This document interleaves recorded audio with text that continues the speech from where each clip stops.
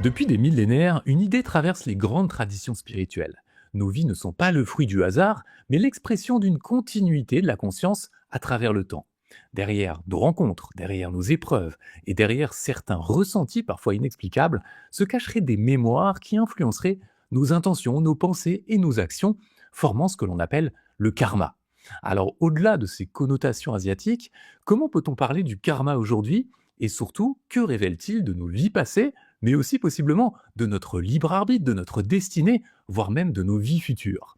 Pour explorer toutes ces questions, nous recevons aujourd'hui Didier Steimer, auteur et chercheur spirituel, qui propose de comprendre le karma comme un véritable processus d'évolution de la conscience. On va parler de beaucoup de choses ensemble et on va voir comment ce concept peut éclairer certains accidents, certaines maladies, mais aussi nous inspirer et nous montrer la voie vers une vie plus consciente, plus heureuse et riche de sens. L'émission commence maintenant.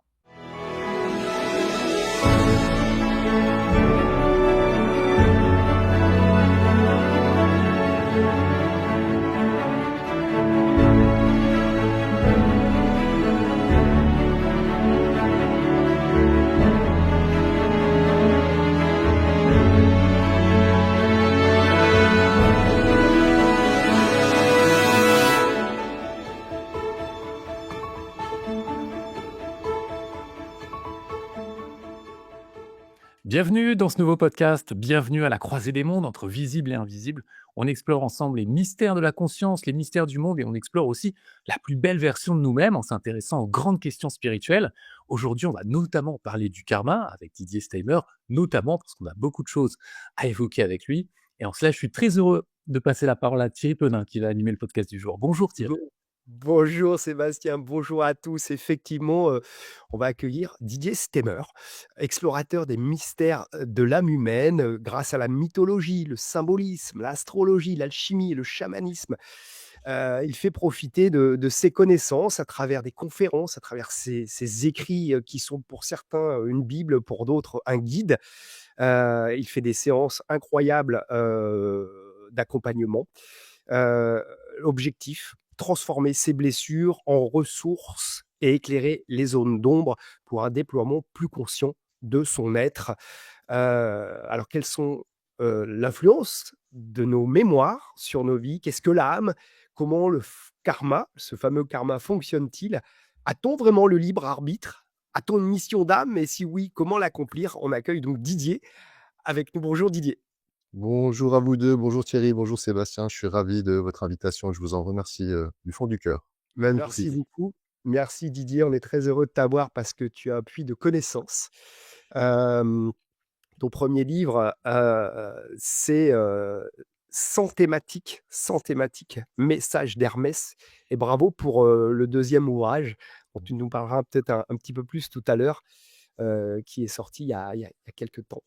Alors allons-y, franchement, mettons, les mains, dans le karma. Pour toi, c'est quoi le karma?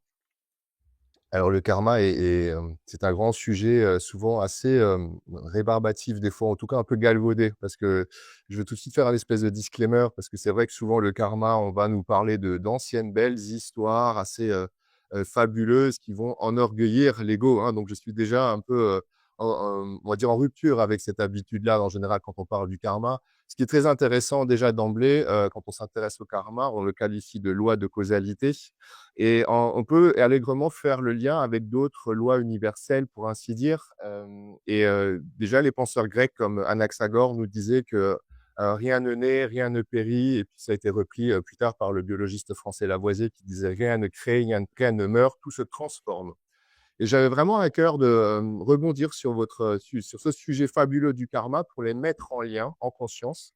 Parce qu'au-delà de s'intéresser à certaines mémoires du passé, voire d'anciennes vies, il est très intéressant, à mon avis, et encore plus nourrissant de s'intéresser, au karma qui est, on va dire, manifesté, produit à chaque instant. Et une autre acception du karma, c'est, le sens sanskrit qui va nous dire l'acte qui va nous parler de l'acte et de l'action. Alors, l'acte et l'action, c'est la production humaine, pour ainsi dire, sur les 3 centres créateurs que sont les pensées, les paroles et les actions. Donc tout ce qu'on va à chaque instant, chaque être humain qui va vivre va générer d'une certaine manière du karma, qu'il soit plutôt positif ou négatif. Et c'est ça qu'il est intéressant de situer véritablement, c'est la conséquence de nos actes. Il y a vraiment cette réalité psychique, énergétique, où en fin de compte, il y a toujours une contrepartie. Et ça, c'est valable pour chaque fait les plus anodins du quotidien. Si je me réveille pas pour aller travailler, je serai en retard. Si j'ai une panne sur ma voiture, ça aura des conséquences. Et je trouve ça très intéressant de comprendre et d'intégrer qu'il y a toujours en fait une compensation subtile. Et donc on parlait de la loi finalement enfin, ce qui a été évoqué par Lavoisier et Anaxagore. Mais figurez-vous que c'est aussi la réalité de la loi de la relativité d'Albert Einstein, qui dans une équation avait relié l'énergie à la matière. Donc très souvent, nos deux yeux qui sont enclins à tomber dans le piège de la dualité, vont seulement constater la perte. Et c'est là où ça devient très intéressant, c'est d'essayer de trouver cette contrepartie subtile qui échappe au regard profane. Tu dis que le karma n'est pas une punition, mais une opportunité de compréhension, un outil d'évolution. Tu peux développer? C'est la problématique du regard subjectif. Je me suis permis de situer la perte et le manque. J'ai toujours à cœur de le situer que dans la mythologie, c'est celle qui va permettre au héros de partir en quête. Et je vais me faire ce parallèle entre la quête héroïque, spirituelle, et la vie de monsieur et madame tout le monde au quotidien. Dans la réalité des faits, tous les jours que Dieu fait, plein de personnes sont, on va dire, bouleversées, choquées et ennuyées par les épreuves de la vie, par la perte et le manque et différentes contrariétés qui vont s'imposer à elles. Et tout le regard, tout le jeu spirituel nous demande de changer ce regard subjectif, de ne plus, comment dire, s'obstiner à regarder uniquement la perte et ce qui est négatif, parce que naturellement, c'est quelque chose qui va emprisonner la psyché, l'âme, la conscience, la faire souffrir en conséquence. Et savoir justement voir cette contrepartie, voir l'autre partie plus subtile qui se dérobe à notre regard profane, je pense que c'est vraiment ça l'exercice du positionnement spirituel, pour ainsi dire. Tu parlais tout à l'heure je sais plus si on parlait d'accidents à un moment ou juste avant l'interview entre nous. Les accidents, les maladies, voire les séparations dans nos vies, de couple ou, perdre un être cher. Est-ce que, c'est forcément voilà, ça fait partie de nos vies, mais est-ce que ça peut être lié au karma? Est-ce que, si j'ai une maladie, par exemple, dans cette vie, une maladie grave, est-ce que ça peut être lié à des vies d'avant? Parce que quand on parle de karma, on parle aussi des vies d'avant. Est-ce que ça peut être lié? Alors le karma, il est enrichissant quand on trouve des compréhensions de sens profondes par rapport à des épreuves très difficiles qui nous affligent dans cette vie et qu'on a du mal à accepter. Si, on ça nous permet alors d'avoir un autre positionnement plus souverain et dans une acceptation plus pleine et entière, alors oui, c'est très, bénéfique. Maintenant, c'est délicat de trouver à chaque fois l'interprétation, de savoir, qu'est-ce qu'il a pu se passer dans l'ancienne vie pour que d'autres, événements se produisent dans la nôtre. Maintenant, je vais prendre un exemple, si, vous et moi, que ça soit l'un ou l'autre, on se croise dans cette vie et on s'est jamais croisé dans une ancienne vie, ce qui est peu probable parce qu'à mon sens, beaucoup de choses sont karmiques et on dit toujours que toutes les grandes histoires, bonnes ou mauvaises, sont karmiques. Eh bien, c'est très intéressant parce que même si on s'est jamais rencontrés jusque-là, notre interaction va générer du karma, que notre échange soit positif ou un peu moins positif. Et ça, c'est important pour vraiment comprendre qu'effectivement, certains vont jusqu'à dire que tout est karma et que à chaque instant, à nouveau, tu vois, c'est très intéressant à nouveau de considérer notre alimentation, de pas être trop polluant, d'être écologiste et tout ça. Mais le problème, en fait, à chaque instant, on va faire du karma. On va se vêtir, ça aura des conséquences évidemment, parce que ce vêtement, il vient de quelque part et il a tout un circuit qui lui est propre. On va s'alimenter, on va naturellement se chauffer, on va se loger, etc., etc., etc.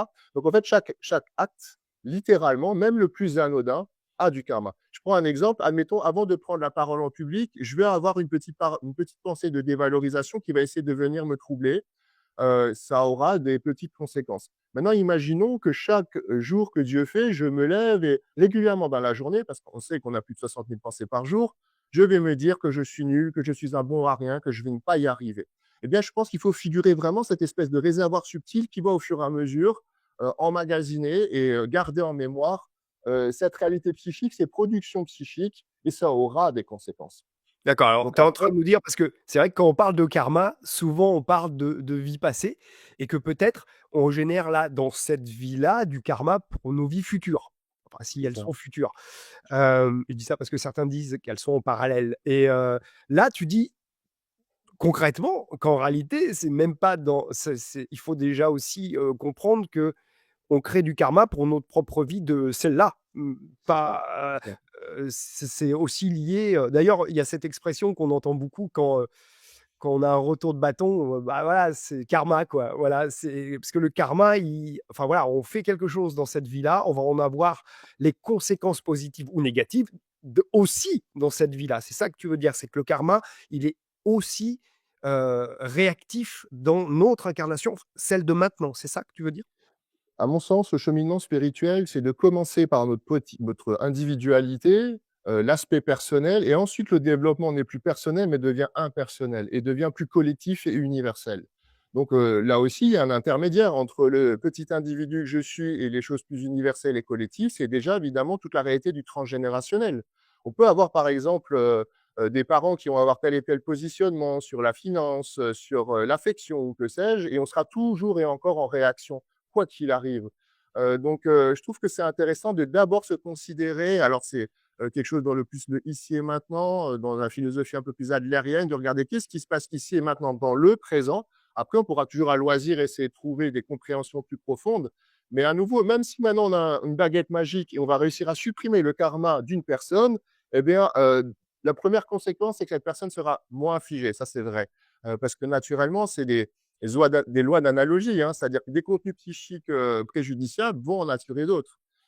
Mais là aussi, il faudra toujours veiller à faire attention à chaque instant de ne pas recommencer à faire du karma. Et ça reste aussi une réalité. Il faut vraiment bien le comprendre, même si on a pu déjà bien avancer spirituellement, c'est déjà à chaque instant déjà de passer au crible, passer au tamis, déjà la qualité de nos pensées, de nos paroles et de nos actes, hein. C'est un des accords Toltec d'avoir une parole impeccable. Avoir une pensée impeccable, j'ai envie de rajouter que c'est aussi quelque chose de très nécessaire, parce que c'est bien beau d'avoir un œil sur l'alimentation, sur nos habitudes par rapport à la nature, ok, mais il y a la réalité de la pollution psychique. Et ça, malheureusement, c'est des choses qui sont beaucoup plus intimes, beaucoup plus confidentielles et moi, j'ai toujours à cœur en tant que thérapeute, quand les personnes viennent à moi, de faire le point sur la réalité du dialogue psychique parce qu'on trouve beaucoup de racines par rapport à ce qu'on peut qualifier de programme inconscient. Et là aussi, le karma, c'est véritablement surtout des mémoires, à mon sens, qui continuent de jouer le même jeu. Et on parle souvent de schéma répétitif, hein, pour ainsi dire. Et je voulais aussi encore rebondir sur cette histoire de dire ah bah tiens, ça c'est le karma. Il faut faire très attention avec ces affirmations-là quand elles sont reprises par l'ego. Combien de fois j'entends sur les réseaux dire ah bah tiens, bien fait, c'était le karma et la personne qui s'en réjouit. Je ne peux que comment dire, mettre en garde sur cet emploi comment dire, enfin, inapproprié du karma pour enorgueillir l'ego, toujours et encore. Il faut vraiment faire attention. Voilà, chacun, oui, il y a la réalité on sème toujours ce qu'on récolte tôt ou tard, ça c'est vrai. Maintenant, je pense qu'il faut rester, aussi faire très attention au positionnement de l'ego qui est toujours très, débordant et menaçant pour chacun.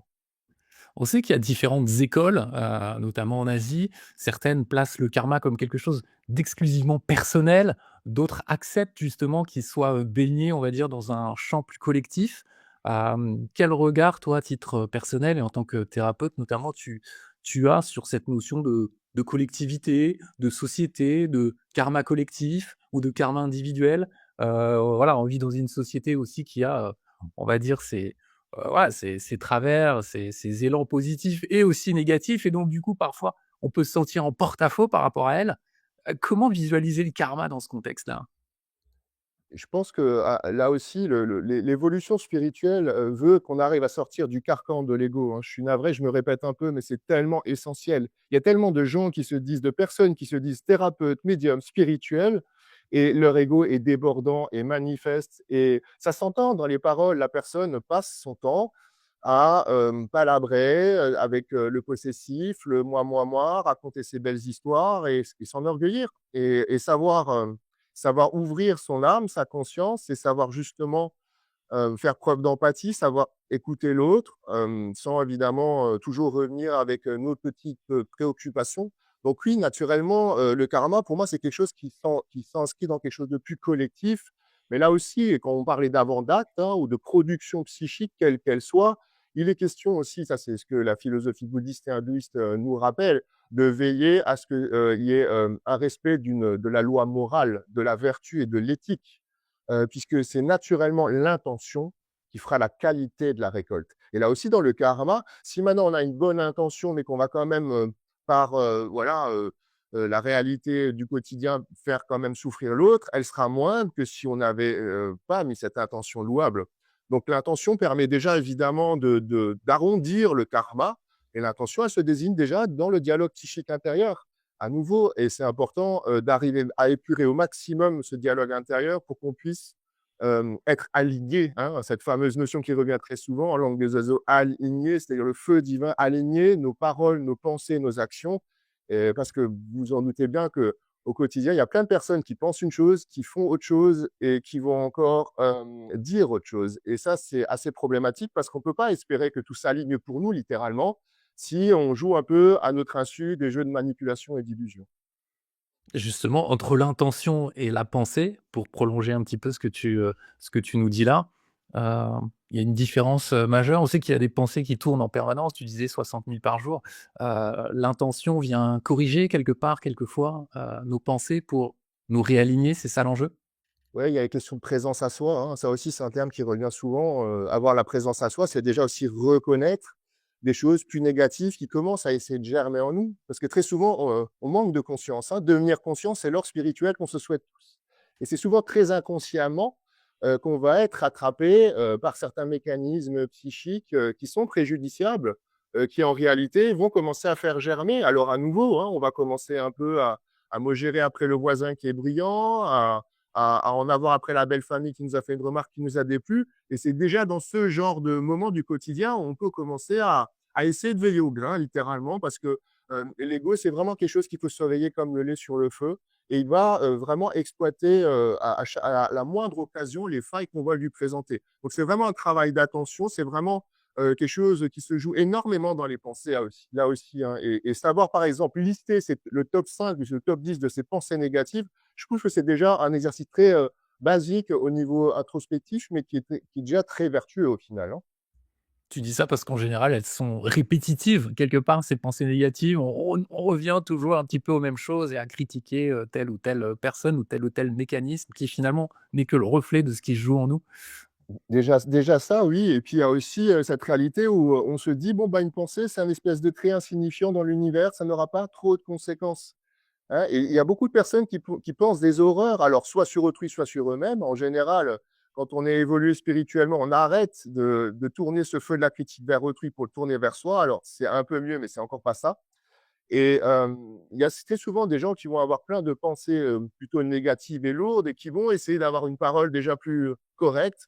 Mais le mal est déjà fait en amont, hein. Donc, c'est toujours un peu le problème de cette confidentialité intime où la personne se dit: «Wow, ça n'a pas trop d'importance». Au contraire, c'est là où tout se joue, j'ai envie de dire, parce que c'est la qualité de nos pensées et pas que de nos paroles, elle est révélatrice de notre niveau spirituel, entre guillemets, hein. Une petite pause dans le podcast pour vous dire que le nouveau numéro d'Inexploré Magazine vient de sortir dans une nouvelle formule, nouvelle maquette, nouvelle rubrique, sagesse, exploration, contre-culture, pour une spiritualité plus incarnée. On y ouvre un grand dossier consacré à une question fascinante, l'esprit peut-il agir sur la matière? Psychokinèse, miracle, conscience, physique quantique, expérience scientifique aussi.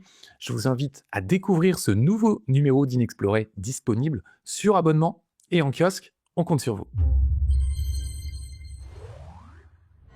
Je fais une petite parenthèse, parce que j'ai une maître Reiki qui disait, quand on peste sur quelqu'un, voilà, on est en voiture et puis, qu'on envoie des mauvaises paroles à quelqu'un qui nous a coupé la route, elle disait: «Il faut pas le faire parce qu'en fait, c'est comme si tu le faisais sur toi-même». Parce que comme, entre guillemets, certains disent: «On est tous liés, on est tous un». Du coup, une mauvaise pensée sur quelqu'un ou, même un mauvais acte, et ben, en fait, c'est un petit peu comme si on se l'envoyait à nous-mêmes. Qu'est-ce que tu en penses de cette image-là? Ah mais c'est totalement ça, en fait. On est vraiment dans une perspective, on part de l'individualité pour pas aller vers le collectif. C'est ça, être spirituel.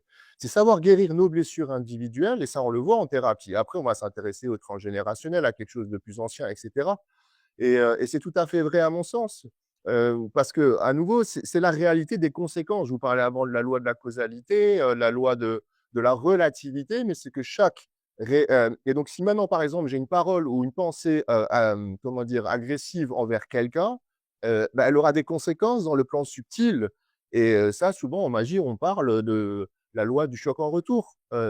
En fait, il y a rien, absolument rien sur terre qui n'ait pas de conséquences. C'est ça qu'il faut bien comprendre. On peut le voir même de différentes manières. Albert Einstein disait que pour perdre, il faut savoir, pour gagner, il faut savoir perdre et que même le paradis exige de mourir. Dit de manière profane, c'est on ne fait pas 2 mètres sans casser des œufs, sans casser des œufs, pardon. Et ça, c'est très intéressant parce que vous pouvez le décliner à toutes les latitudes. Tout travail mérite salaire. Durant la nuit, on perd une période d'activité, mais pour se reposer. Mais c'est toujours comme ça. La plus belle image aussi, c'est par exemple la femme qui donne la vie.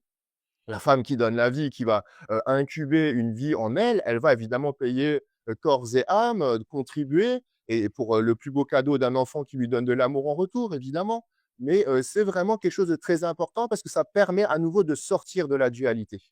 Et là aussi, un exercice qui est très intéressant, c'est quand tu te balades dans la rue, tu dis bonjour à quelqu'un qui ne te répond pas. Là, c'est vraiment en général au départ l'ego qui va fulminer, qui va dire mais qu'est-ce qu'il est mal élevé, que ça va pas non, enfin bref. Et en fait, au fur et à mesure qu'on avance spirituellement, on aura encore des personnes qui nous répondront pas, mais on pourra observer que dans le dialogue intérieur, c'est beaucoup moins agressif et pacifié. Donc oui, je pense que c'est toujours aussi ce vieil adage de pas faire à autrui ce qu'on ne voudrait pas qu'on fasse à nous-mêmes. Donc c'est important à nouveau de prendre soin des autres et de savoir ouvrir sa conscience parce que à nouveau la réalité veut que et c'est la réalité aussi vibratoire qu'on est tous reliés. Donc c'est tout à fait juste à mon sens, oui. Est-ce que, alors quelles sont les les corrections qu'on peut faire? Parce qu'on entend beaucoup de gens qui vont se dire, «Tiens, j'en ai marre, dans tel secteur de ma vie, ça ne va pas». Si c'est lié au karma, Mmh. est-ce que la personne doit à tout prix, avoir ces épreuves tout au long de sa vie? Ou est-ce que c'est possible de corriger le karma? Et comment ça se passe pour ne plus subir les conséquences, peut-être de vie passée ou de cette vie-là? Et ce qui génère le karma à mon sens, c'est on parlait d'un réservoir, hein, de l'inconscient, on en parlera peut-être plus tard, mais de mémoires qui se sont accumulées, de mémoires souffrantes, bien sûr. Là aussi, hein, c'est une réalité de ce qu'on nomme le traumatisme et la dissociation, c'est que ça a des conséquences sur l'âme et la psyché parce qu'elle se fragmente et qu'elle va garder en mémoire comme la boîte noire d'un avion. Et en fait, dans cette réalité-là, pour lutter contre le karma, c'est déjà, concrètement arriver à vider cette mémoire souffrante. Donc là aussi, c'est des choses assez, subtiles et mystiques pour ainsi dire, hein. C'est, vraiment tout l'or du monde que d'arriver à se libérer du karma et des souffrances passées ou même de traumatismes de cette vie. Maintenant, il y a aussi le positionnement que j'ai évoqué tout à l'heure, que l'on espère souverain. Ça veut dire que très souvent, au départ, quand on n'a pas encore suffisamment d'acceptation, l'ego va vouloir refaire le film et il va, si vous voulez, repousser la réalité. Il va rester dans le déni de la réalité. Il va vouloir refaire le film en disant: «Oui, mais si, mais quand même, mais je mérite pas ça, mais c'est injuste, mais ça serait quand même mieux si ça serait différent» et là, malheureusement, ce refus, il résonne comme une perte de souveraineté. Parce que repousser la part la plus souffrante de notre vie, eh ben, c'est justement, refuser quelque chose qui nous revient. On ignore que ça nous revient et du coup, on ne peut pas l'accepter. Donc, quel que soit le domaine de votre vie et il y en a toujours et c'est là où on est le plus challengé spirituellement, quel que soit le domaine de votre vie où, il y a de la souffrance, il est déjà question d'accepter la réalité. J'ai un rapport exécrable avec l'un de mes parents, avec un frère ou une sœur, j'ai des grandes difficultés sentimentales, financières, j'ai des problèmes de santé. Qu'importe, la réalité, c'est qu'il s'est passé quelque chose et que la vie, l'univers et Dieu nous demandent de composer avec, plutôt que de le rejeter. Et ça, c'est vraiment déjà le propre du travail spirituel, d'accepter, et ça je le dis dans mon premier livre, l'acceptation, c'est une clé majeure de transmutation alchimique. Accepter ce qui nous arrive et surtout les choses fâcheuses, les choses souffrantes, c'est déjà avoir un autre positionnement. C'est déjà, aussi avoir plus d'humilité. Parce que très souvent, on estime, on essaie de dire: «Ah bah, j'essaie d'être une bonne personne dans cette vie. Là, il m'arrive des choses quand même assez pas sympas». Je trouve ça vraiment pas normal et injuste, mais c'est aussi un manque total d'humilité. On ne sait pas, on ne sait pas ce qu'on a pu faire dans d'anciennes vies. Alors très souvent, les gens disent: «J'ai dû faire des sacrés trucs pour mériter ça». Et je pense que c'est important parce que, il y a une prière que j'aime bien, c'est de dire, voilà: «Seigneur, pardonne-moi pour les erreurs que je sais avoir commises et celles dont j'ignore avoir été le commanditaire, ou en tout cas les avoir commises». Et c'est ça qui est intéressant, c'est qu'il y a tout un tas d'erreurs que l'on a faites et on ne les a pas à l'esprit. Et la tradition et les anciens enseignent qu'il y a 2 grandes raisons pour laquelle on se réincarne: réparer le mal qui a été fait et faire le bien qu'on n'a pas suffisamment fait dans d'anciennes vies.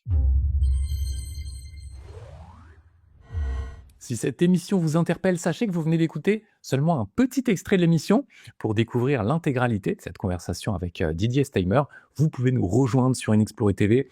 Vous y retrouverez nos documentaires, nos enquêtes sur les mystères de la conscience et sur les mystères du monde, mais aussi des expériences inédites comme notre dernier film, Télékinésie, la preuve par l'expérience. Dans ce documentaire, on a testé les pouvoirs de l'esprit et son action sur la matière en conditions contrôlées avec 2 scientifiques. Bref, en vous abonnant, vous soutenez un média indépendant et vous accédez à tout notre catalogue, films, podcasts, articles, enquêtes, explorations, témoignages, la totale. Vous avez même un abonnement directement sur YouTube à seulement 4,99 € ou sur notre site, vous avez la première formule qui commence à 2,90 €. Donc si ce travail entre science et spiritualité vous parle, soutenez-nous et abonnez-vous.